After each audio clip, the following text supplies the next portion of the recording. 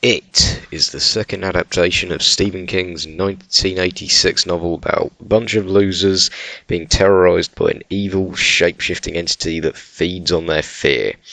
This movie is directed by Andy Muschietti and stars Jaden Lieberher, Wyatt Oleff, Jeremy Ray Taylor, Sophia Lillis, Finn Wolfhard, Jack Dylan Grazer, Chosen Jacobs, and Bill Skarsgård.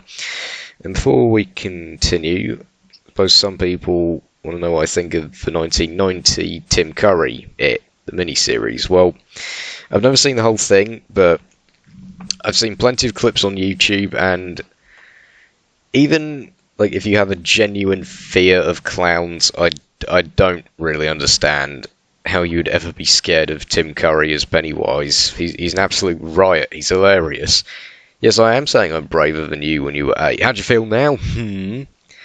Not saying it sucks. It certainly, at the very least, it certainly looks entertaining. But I just don't understand how anyone would ever be scared by it. But that's neither here nor there, because we're here to talk about the new one. And to my surprise, it was good.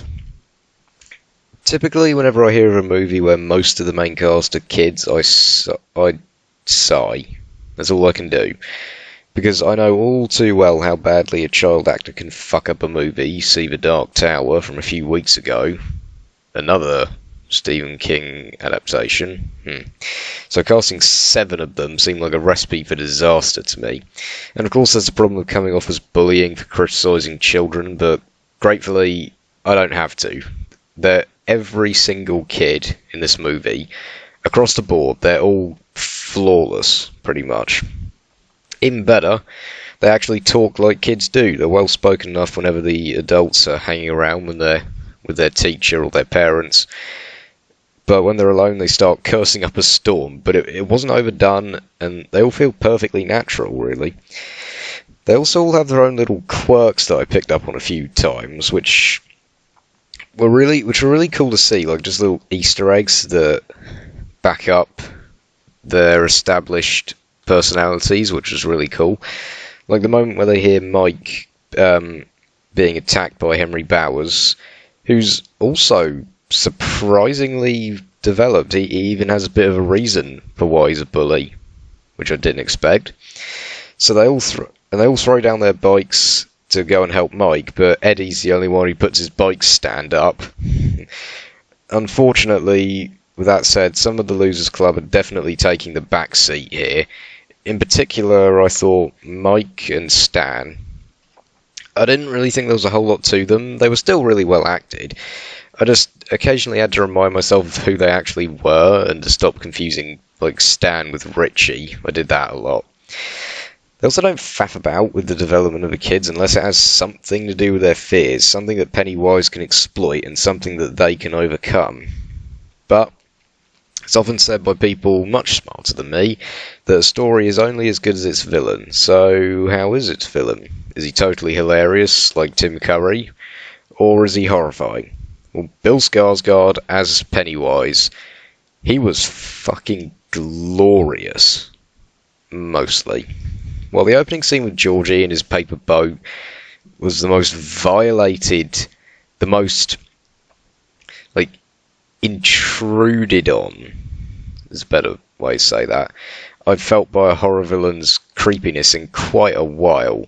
And he kept that up for the rest of the film, but a lot of the time, the monster, it's not in its clown form, and instead prefers showing up as a leper or some creepy bitch in a painting, or Georgie, and none of these are even half as good as Pennywise, with his rape face, creepy smile, and his weird, croaky voice. So a lot of the time, I found myself wishing it to take the form that it apparently prefers using, even though it doesn't. I also wondered a lot of the time why he doesn't stop prattling about and just eat these little bastards already, especially once he figures out they're a threat after they've attacked him. And I know in the book they say that it likes scaring the shit out of kids over a period of time because it makes them taste better. Yeah, okay, fine. But the movie never says that. And no, I don't care if the book says that. The book does not matter. Okay? So, I'm left wondering why he doesn't stop prattling about and eat the little bastards. However, it was a damn good adaptation, as far as I know.